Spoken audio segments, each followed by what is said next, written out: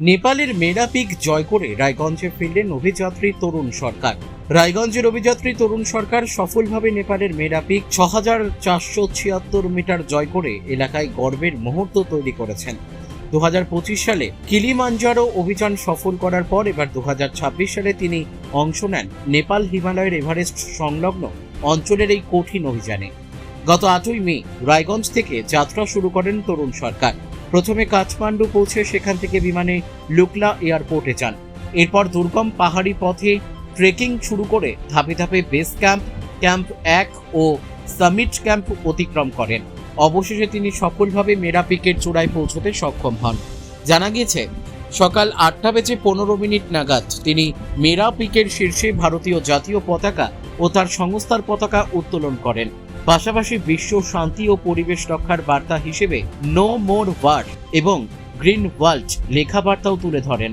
এই বিষয়ে তরুণ সরকার জানান, পাহাড় আমার কাছে শুধু অভিযান নয়, এটা এক অন্যরকম অনুভূতি।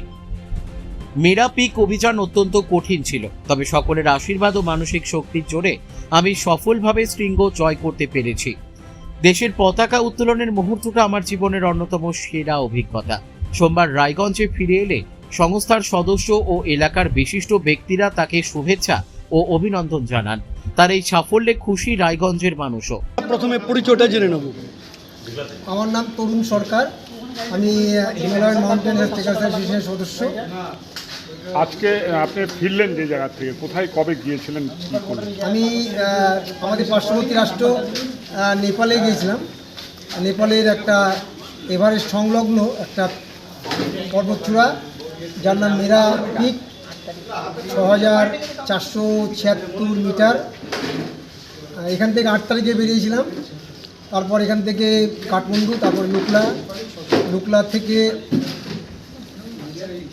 আমাদের হাঁটা শুরু হয়। প্রায় 10 দিনের মতন হেঁটে যাতায়াত দিয়ে আমরা 19 তারিখে অভিযান পর্বত চূড়ায় পৌঁছানোর জন্য আমাদের যেটা সামিট বলি, সামিটে রাত 2:30টার সময় বেরিয়ে পরের দিন বিকাল 5টায় আমরা সামিট করে নামি। তারপর ওখান থেকে ধীরে ধীরে আমরা যে পথে গিয়েছিলাম সেই পথে আবার লুকলা চলে আসি। তারপর ওখান থেকে আজকে কি হলো আপনাদের অফিসে?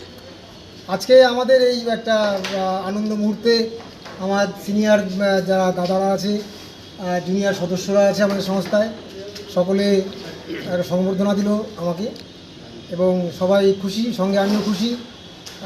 এটা একটা আমার কাছে একটা স্বপ্ন ছিল যে আমরা একটা পাহাড়ি ক্লাব, পাহাড়ি স্বর্গরাজ্য নেপাল, সেখানে আমাদের সংস্থার হয়ে একটা পদচিহ্ন কোনো একটা দিকে থাকবে। এটা আমার অনেক দিনের ইচ্ছা ছিল, সেটা পূরণ করতে পেরে আমি ব্যক্তিগতভাবে খুব খুশি, সংস্থা সকলেই।